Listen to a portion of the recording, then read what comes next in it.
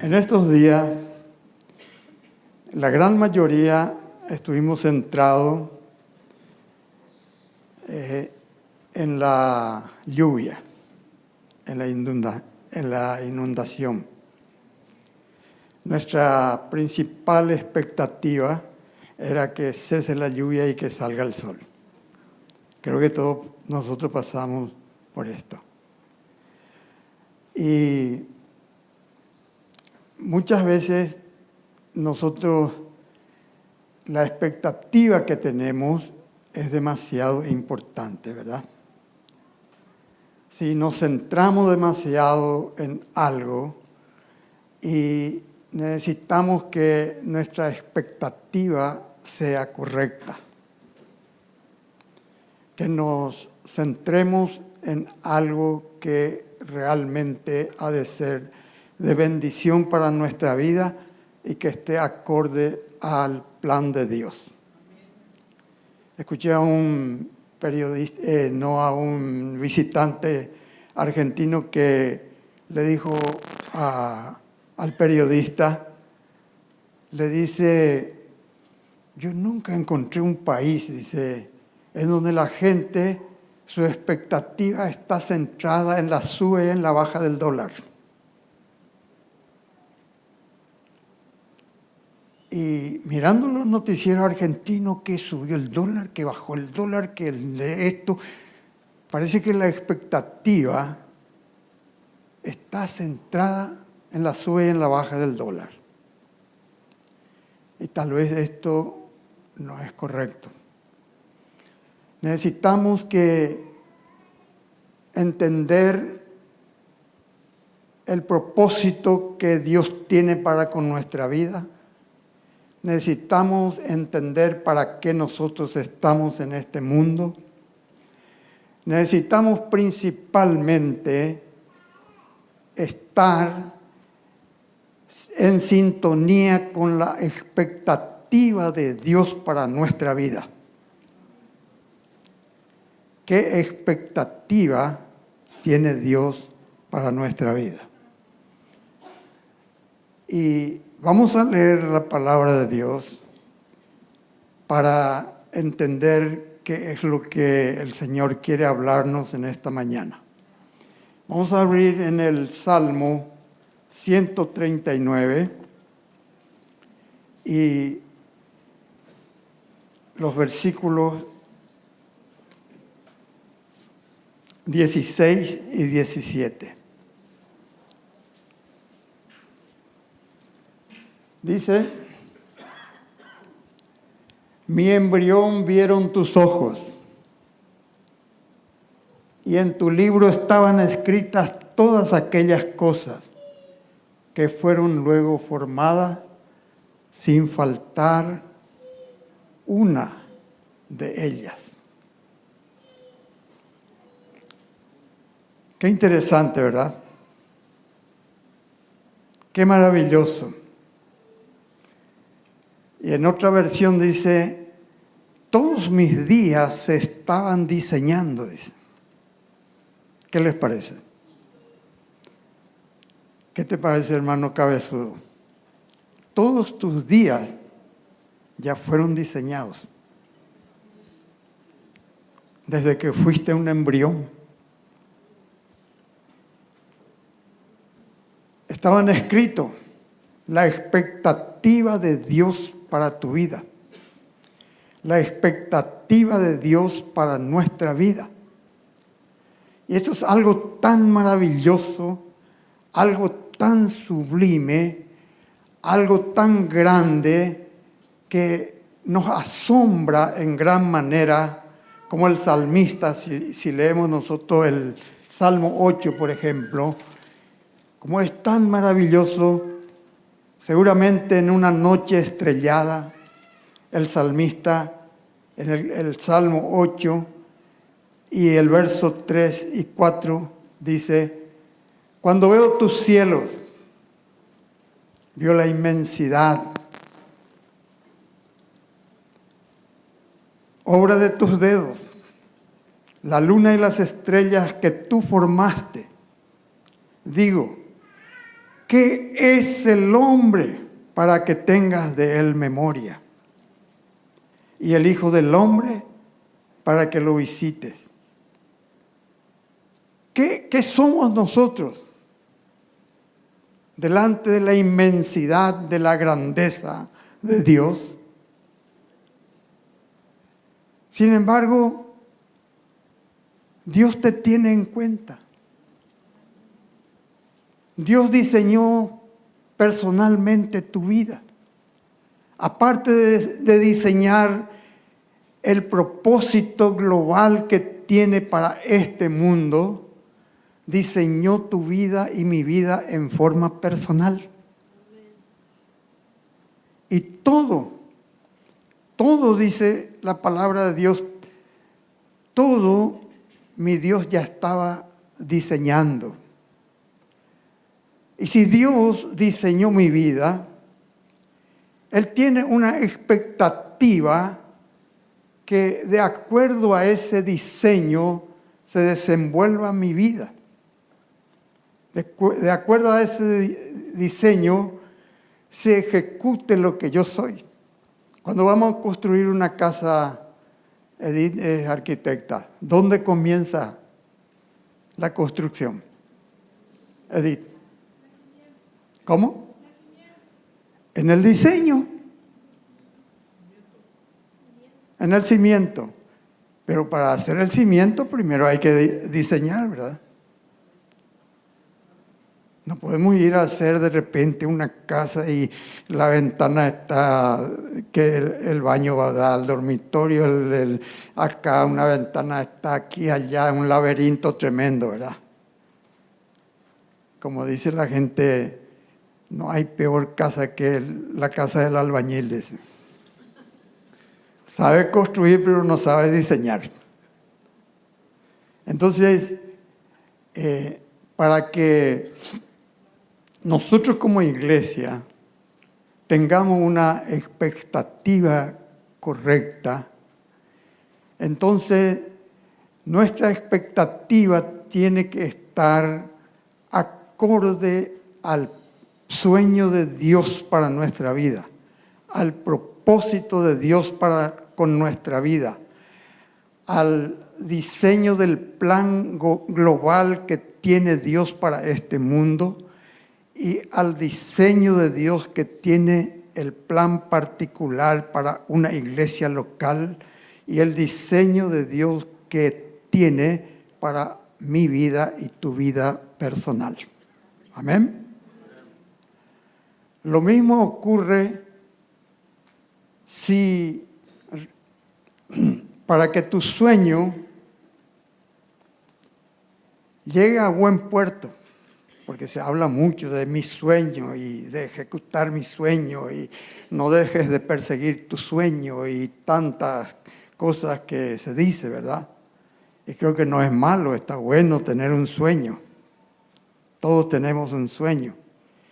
Pero para que mi sueño y tu sueño realmente llegue a buen puerto, entonces debe estar acorde a los sueños de Dios que Él diseñó para tu vida. O si no, son sueños a veces ilusorios, o sueños que no traen bendición, para que ese sueño que traiga bendición, porque los sueños correctos traen bendición para nuestra vida y los sueños ilusorios traen frustración para nuestra vida. Amén. Entonces, es muy interesante, es muy importante, es muy vital entender el privilegio que nosotros tenemos de que Dios diseñó mi vida. Y mi vida, yo necesito poner acorde al propósito de Dios, como en el mismo, un poquito al salmo anterior de lo que hemos leído, el Salmo 138, el verso 8 dice, Jehová cumplirá su propósito en mí. Tu misericordia, oh Jehová, es para siempre. O sea que ese propósito eterno de Dios tiene que Dios cumplir en mi vida. ¿Y cuántas veces nosotros queremos salir del propósito de Dios, verdad? Ir nuestro propio camino. O sea que lo que Dios diseñó para mi vida va a traer bendición y mi expectativa va a ser correcta. Cuando Jesús apareció en este mundo, vino el Señor y había un propósito que está resumido en Juan 3:16. ¿Qué dice? Porque de tal amó Dios al mundo que ha dado a su Hijo unigénito para que todo aquel que en Él cree no se pierda, mas tenga vida eterna. Porque no envió Dios al mundo a su Hijo para condenar al mundo, sino para que el mundo sea salvado por Él. Es un resumen del Evangelio, ¿verdad? Pero la expectativa que tenía el pueblo llamado de Dios no era la expectativa de Dios. San Juan capítulo 1 verso 11 dice, a lo suyo, ¿quién era lo suyo? Los judíos, pueblo de Israel. A lo suyo vino y los suyos no le recibieron porque tenían otra expectativa. Mas a todos los que le recibieron, le dio potestad de ser hechos hijos de Dios, a los que creen en su nombre.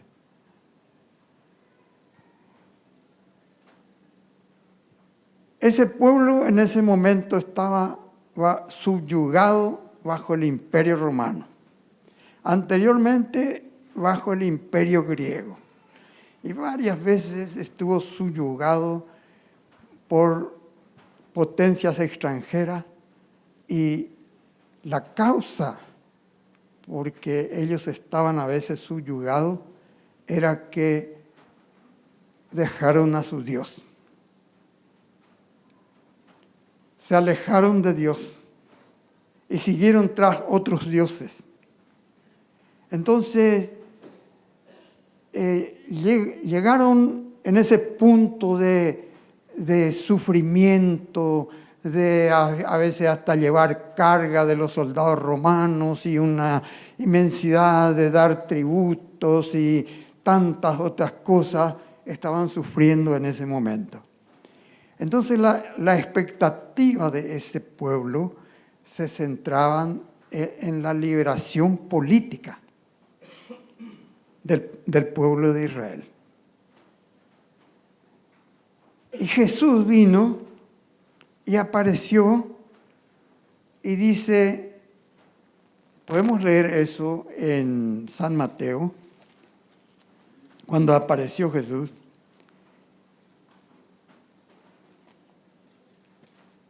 El mensaje, la función, la misión, lo que él proclamaba, estaba muy lejos de la expectativa de ese pueblo.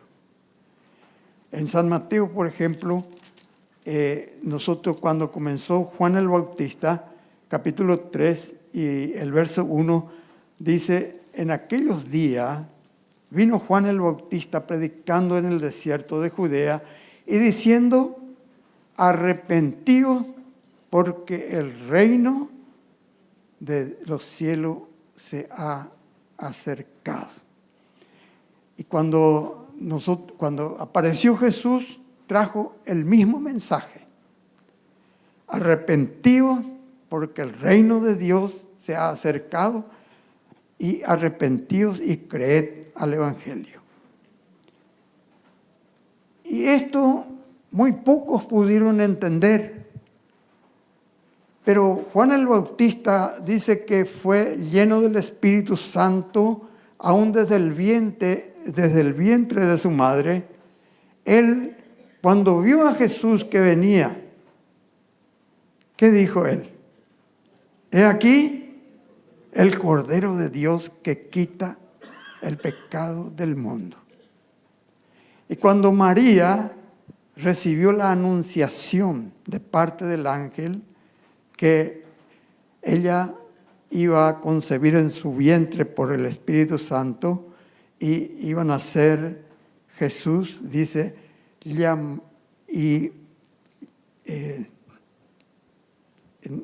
nacerá de ti un hijo y su nombre será llamado Jesús, porque él salvará a su pueblo de sus pecados. No dice que va a liberar al pueblo del yugo del Imperio Romano. Entonces ese mensaje no cuadraba, ese mensaje no calzaba, no cuajaba. Pero había unos pocos que tenían una expectativa correcta. Había unos pocos que entendían realmente lo que era el mensaje que Dios traía del cielo, la liberación de nuestros pecados, que era por el arrepentimiento. Y muchos entendieron ese mensaje y se arrepintieron. Y saben que como señal de arrepentimiento, como señal de recibir a Dios, entonces estaban dispuestos a dejar sus pecados, se bautizaban en el río Jordán.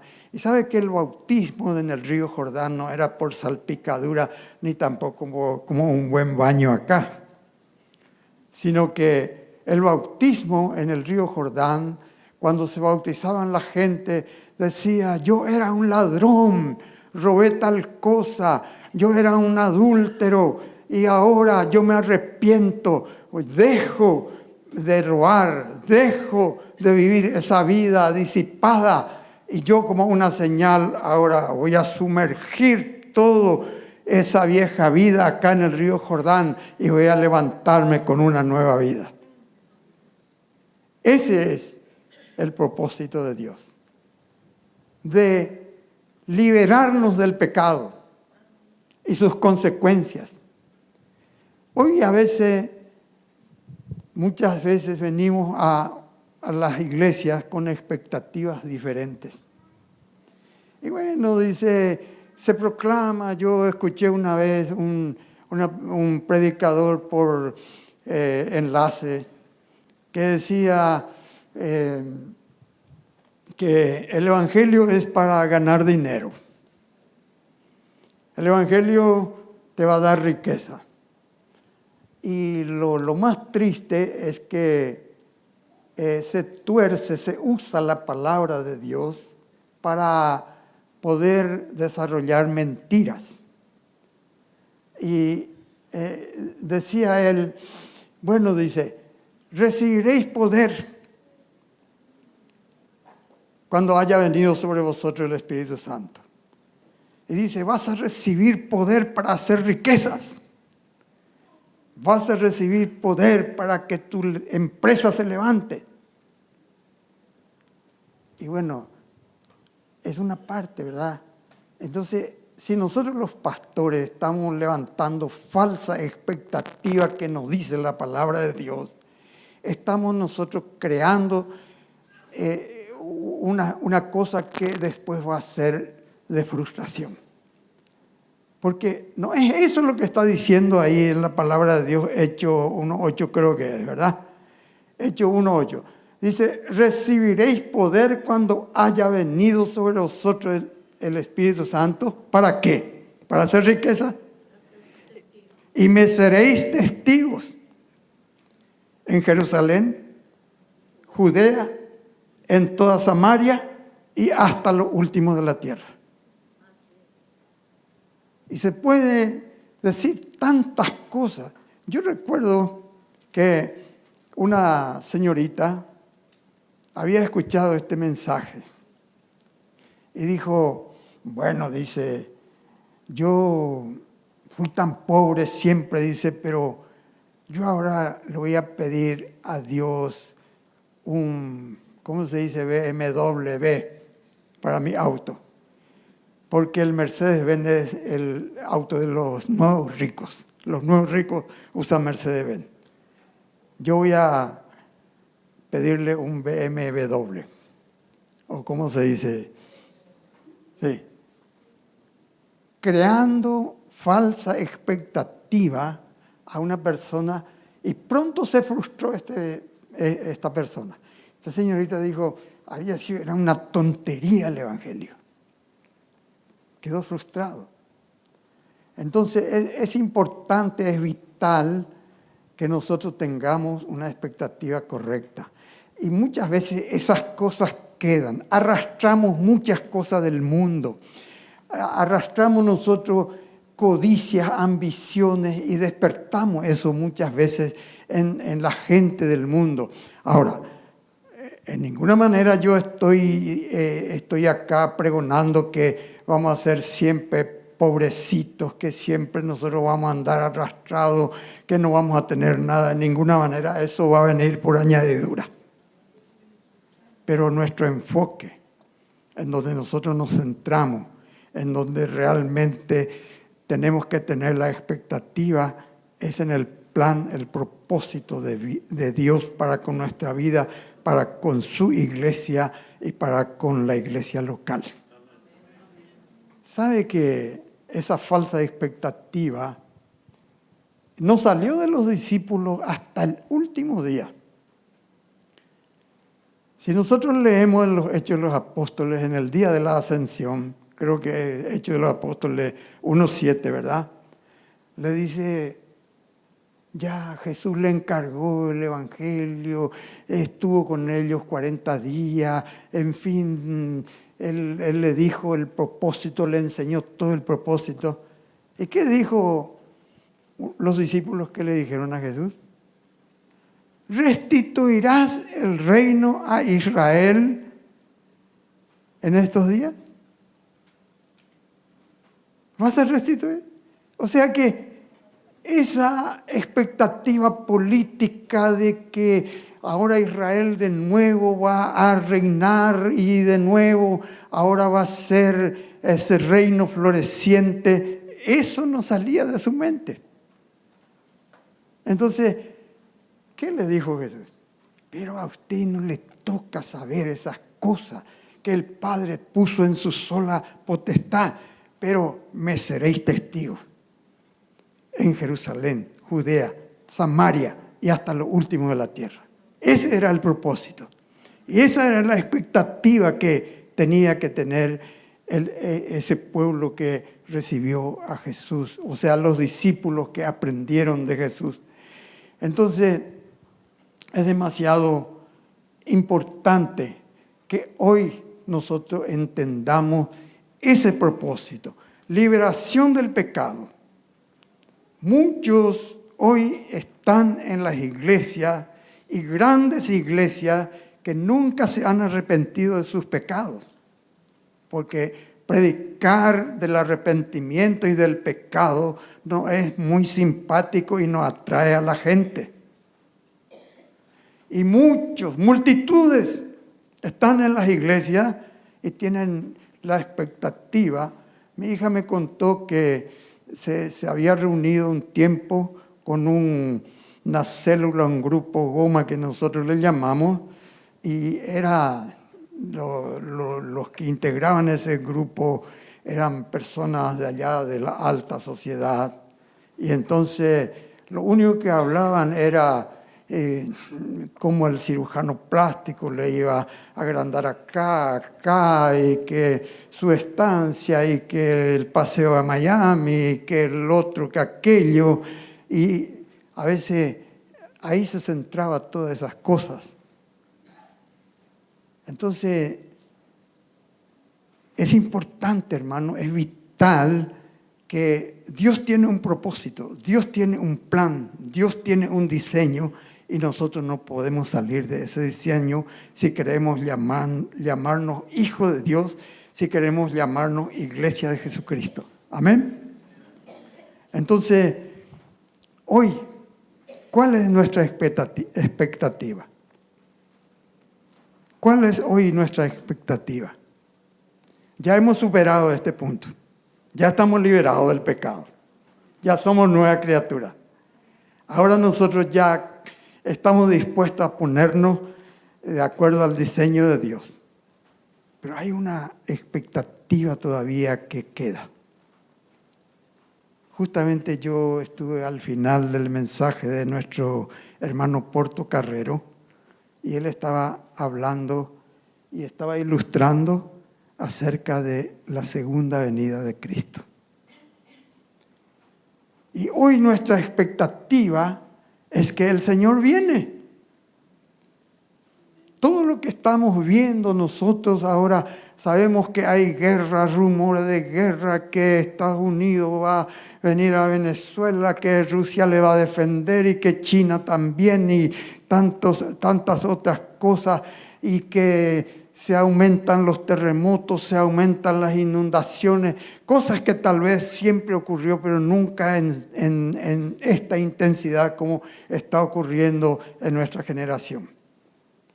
Y no tan solo eso, sino que también, como leemos en la palabra de Dios, que tenemos que aprender de la higuera, que cuando comienza, dice, a brotar sus hojas, vamos a alzar nuestros ojos porque nuestra redención está cerca. Esto se refiere a la restauración como nación política del pueblo de Israel, que ya sucedió hace 48 o casi 60 años, ¿verdad? Bueno, pero el Señor dice, cuando ustedes vean todas esas cosas, esos son principios de dolores. No es todavía el fin, dice. Son principios de dolores. Y van a venir muchas cosas más, ¿verdad? Y esos son principios de dolores, dice. Pero el día y la hora nadie sabe. Jesús va a venir como un ladrón en la noche a arrebatar a su iglesia, a arrebatar a su pueblo, para que su pueblo no sufra la gran tribulación que va a venir sobre esta tierra. Si ahora hay problemas, situaciones difíciles, esos son principios de dolores. Pero va a venir el día en que va a venir la gran tribulación, no sabemos, yo no sé, no puedo vaticinar de qué manera. Si va a haber una guerra nuclear, que no sé, yo no puedo decir cómo va a venir. Pero de que va a venir, entonces Jesús va a arrebatar a su pueblo. Jesús va a arrebatar a su iglesia para librarlo de la gran tribulación y celebrar las bodas del Cordero allá con Él en el cielo. Esa es nuestra expectativa hoy. Y para que nosotros tengamos una expectativa correcta, también necesitamos tener una perspectiva correcta. La perspectiva correcta es que se trata de un punto de vista de algo de un asunto que se considera importante o punto de vista de una persona. Ahora, nuestra expectativa, ¿querés poner la perspectiva?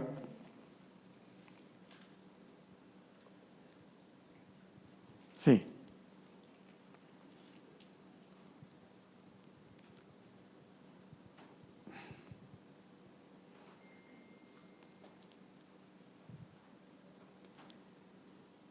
Ya dijimos que cuando Jesús apareció en el mundo, la gente preguntaba cuando veían los milagros, cuando calmaba la tempestad, cuando resucitaba muertos. ¿Qué decían la gente? ¿Quién es este? ¿Quién es este que aún ordena al viento y a las tempestades y se calma? ¿Quién es este? Esa era la pregunta que prevalecía en el ambiente, pero ¿quién es este? Y lo más importante de todo es que nosotros tengamos una perspectiva perspectiva correcta de quién es Jesús. ¿Quién es Jesús? Porque nuestra vida gira alrededor de la persona de Jesús. ¿Quién es Jesús para mí? Bueno, un filósofo dice, Jesús es el filósofo más grande que existió. Un pacifista dice, bueno, Jesús es el mayor pacifista. Un comunista dice, Jesús es el primer comunista.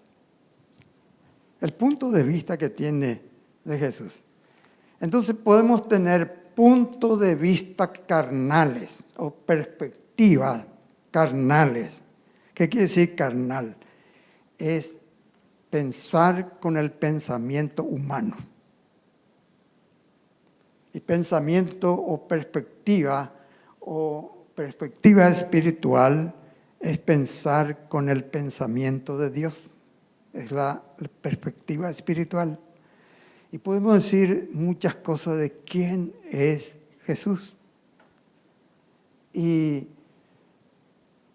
yo he visto no sé, ustedes vieron en la Semana Santa el programa de Mina Feliciangeli, que invitó a un sacerdote católico, a un pastor, a un imán musulmán y a un rabino judío.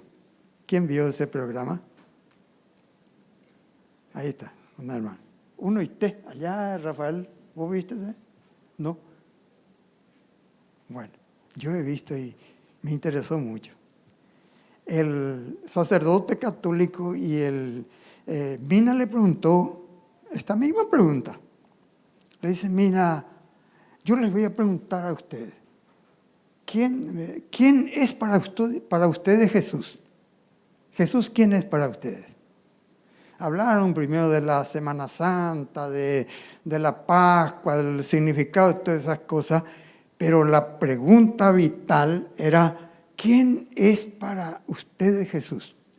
Y comenzó con el sacerdote y el pastor, y los dos más o menos coincidían que Jesús es el Verbo eterno que se encarnó y vino a este mundo a morir por nosotros para darnos salvación. Pero le preguntó al imán musulmán, y le dice, para nosotros los musulmanes Jesús es un profeta. Y 34 veces en el Corán se menciona a Jesús. Y Jesús dice, es un profeta que vino a enseñarnos el bien y a enseñarnos la paz. O sea, por lo menos parte de lo que, digamos, Jesús trajo a este mundo, pero es una mínima parte, ¿verdad? Jesús es muchísimo más, pero por lo menos reconoció a Jesús como profeta y que vino a enseñar el bien y a enseñar la paz. Y le dice ¿cómo se llama el judío? El rabino. Le dice al rabino, ¿y para ustedes quién es Jesús? Y para nosotros es un hombre cualquiera. Para nosotros Jesús es un hombre como cualquier otro. Nosotros estamos esperando el Mesías. Estamos esperando el Mesías. Y gloria a Dios que nosotros ya hemos recibido al Mesías. Hemos recibido su palabra. Ya su muerte realmente nos liberó del pecado, la condenación, nos dio una nueva vida y ahora estamos esperando su segunda venida cuando realmente va a venir a reinar aquí en la tierra. Entonces es importante, mi querido hermano, que tengamos una perspectiva correcta de quién es Jesús. Jesús es mi Señor. Jesús es el Dios que tomó forma de hombre y vino a este mundo. Jesús es el dueño de mi vida. Jesús es el que posee todo lo que yo soy y todo lo que yo tengo es de Jesús. Jesús es mi Señor. Entonces, esa es una pregunta vital que cada uno tenemos que contestar. Y muchas veces nosotros venimos con una expectativa diferente a la iglesia. ¿Para qué vos venís a un templo? Y bueno, dice, yo vengo porque nos peleamos todos los días con mi marido y a lo mejor mejoramos yendo allá, dice. O si no, dice, bueno, yo vengo en la iglesia porque mi marido es un borracho y me maltrata y a ver si Dios no me oye. Y es cierto, Dios va a hacer todas esas cosas. Dios restaura matrimonio. Dios restaura borrachos. Dios, tantas cosas. Yo estuve una vez en Buenos Aires, en el barrio Casero. Estuvimos visitando casa por casa. Y entonces llegamos a una casa y le dijo el pastor, que yo era jovencito todavía, creo que tenía 22 años apenas. Y entonces el pastor le dijo, pues no te veo más a la iglesia. Sí, dice, yo me iba a la iglesia, dice, por la enfermedad de mi esposa, pero después murió y para qué voy a ir más. Entonces, es importante. ¿Para qué vos venís a la iglesia? Cantamos, vine a adorar a Dios, vine a alabar su nombre. Vengo con esa expectativa, especialmente que Dios me hable a través de su palabra. Esa tiene que ser mi expectativa. Ese tiene que ser el motivo que yo estoy en el templo de Dios. Y después todas las otras cosas van a venir por añadidura, dice. Buscad primeramente el reino de Dios y su justicia y las demás cosas que anhela tu corazón, que vos deseas, y todas esas cosas va a venir por añadidura. Entonces es importante entender esto, tener una perspectiva. Y una percepción, ya hablamos, poner percepción. Una percepción correcta de quién es Jesús. Vamos a leer San Mateo, capítulo 16. San Mateo, capítulo 16. ¿Nos están oliendo ya el asado? ¿Todavía? ¿O ya está pura mógena? San Mateo, capítulo 16. Ya no vamos a extendernos sobre este punto porque ya hemos hablado casi, pero es importante entender lo que es una percepción correcta. Empezaron a ir las opiniones. Jesús dijo, ¿quiénes creen que la gente que yo soy? Jesús hizo una pregunta. Para él era importante la percepción correcta, el punto de vista correcta de su persona. Y dice, algunos decían, dice, uno Juan el Bautista, otro Elías, otro Jeremías o alguno de los profetas. Esa era la opinión de la gente. Pero lo que a Jesús le interesaba era, ¿y vosotros? ¿Quién decís que yo soy? Esa es la pregunta del millón. ¿Y vosotros? ¿Quién decís que yo soy? Y ahí viene la percepción correcta en el versículo 17, capítulo 16, verso 17. Dice, entonces, 16. Respondiendo Simón Pedro dijo, tú eres el Cristo, el Hijo del Dios viviente. ¿Y qué dijo Jesús? Entonces le respondió, bienaventurado eres Simón, hijo de Jonás, porque no te lo reveló carne ni sangre, sino que mi Padre que está en los cielos. Y es tan importante tener una percepción correcta de Jesús. Y eso viene solamente por el influjo del poder del Espíritu Santo que revela la voluntad del Padre de quién es Jesús. Hasta que no lleguemos a entender claramente eso, entonces no vamos a tener una expectativa, ni una perspectiva, ni una percepción correcta, porque entonces necesitamos entender correctamente quién es Jesús. Quien entregó su vida por mí, entonces yo le entrego mi vida. Muchas veces creemos que entregar nuestra vida al Señor es nada más que venir acá y arrodillarnos y se hace una oracioncita. Con una oracioncita ya se acabó el asunto. No es así. El entregar mi vida, yo entiendo quién es Jesús. Entiendo ahora que Dios diseñó mi vida, que Dios tiene un propósito para conmigo, que yo estoy caminando en camino errado, que yo estoy sufriendo consecuencias del pecado, que ya probé tantas cosas y nada satisfizo a mi alma, que yo estoy ahora que necesito una vida verdadera y que necesito que realmente Dios me perdone, me limpie, me dé nueva vida y vida en abundancia.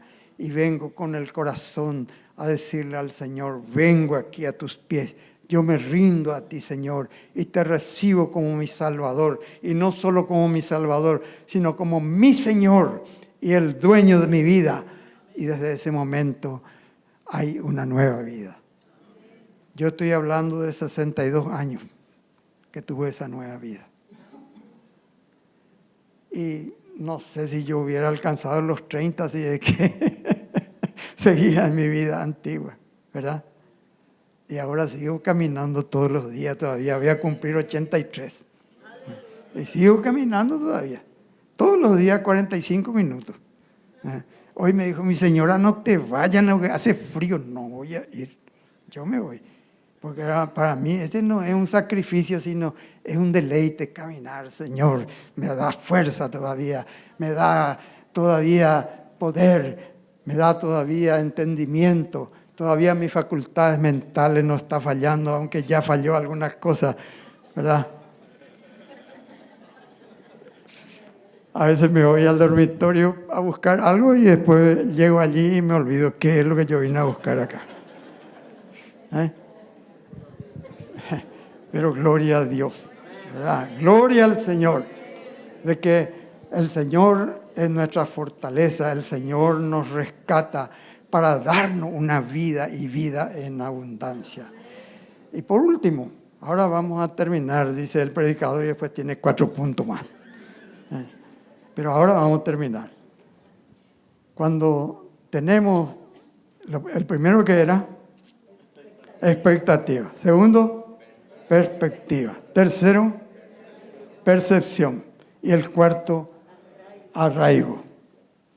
Bueno, cuando realmente estamos entendiendo la voluntad de Dios y entramos en la expectativa de Dios, cuando estamos sintonizando con la expectativa de Dios para nuestra vida, entonces ocurre algo importante. Tenemos raíces fuertes. Estamos arraigados en la fe. Tenemos un fundamento firme. Estamos pisando sobre una roca firme. Tenemos un arraigo fuerte que pueden venir tormenta, tempestad, cualquier cosa puede suceder, pero ahí estamos. Ahí estamos, arraigados en Cristo Jesús. Y vamos a leer 2 versículos y vamos a leer unos versículos en Efesios, el capítulo 3, porque vamos a orar un poquito también.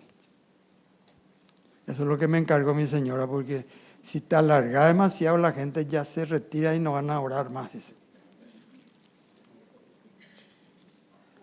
Bueno. Efesios, capítulo 3.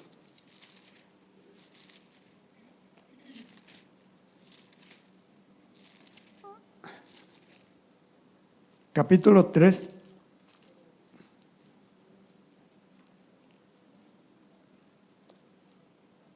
O cañemos a seguir la Efesios ahí.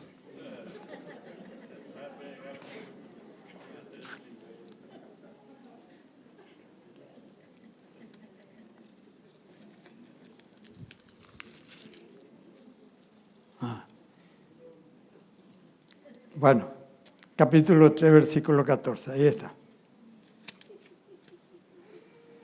Por esta causa, dice Pablo, doblo mis rodillas ante el Padre de nuestro Señor Jesucristo, de quien toma nombre toda la familia en los cielos y en la tierra, para que os dé, aquí la palabra dé es un verbo, el verbo dar, para que os dé conforme a las riquezas de su gloria, el ser fortalecidos con poder en el hombre interior por su Espíritu, para que habite Cristo por la fe en vuestros corazones, a fin de que arraigados y cimentados en amor, seáis plenamente capaces de comprender con todos los santos.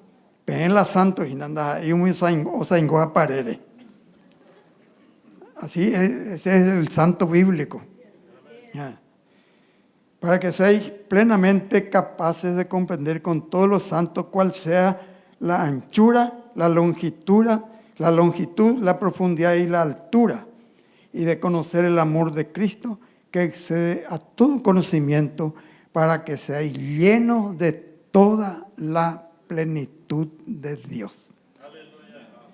Arraigados, dice, fortalecido en el hombre interior, arraigado y cimentado en amor.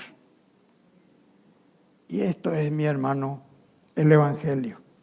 Esto es lo que Dios quiere de mí, lo que quiere de vos. Y hermanos, si estamos errando un poquito el camino, si estamos un poquito apartados del diseño de Dios, Dios diseñó tu vida. Y si vos te vas por otro camino, te vas a frustrar. Yo muchas veces dije, yo no voy a... Había un tiempo muy difícil para mi vida. Había un tiempo de que 30, 40 años yo prediqué la palabra de Dios por el interior. Y cuando venía a Asunción, yo nunca tuve un dinero para comprar un pantalón o una camisa, sino me vestía de la ropa vieja de los misioneros que regalaban. Y una vez vine y mi señora acá le puso un parche y dice, viene el evangelista Leonardo y él va a decirnos alguna palabra, dice el pastor. Y entonces me levanto de mi asiento y me voy así.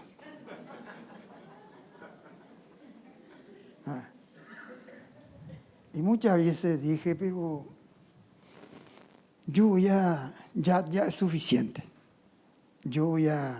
Ahora yo tengo talento para ser comerciante, tengo talento para otras cosas y tantas cosas, soy un constructor de primera, todo eso, pero yo ahora voy a dedicarme ya a mi familia.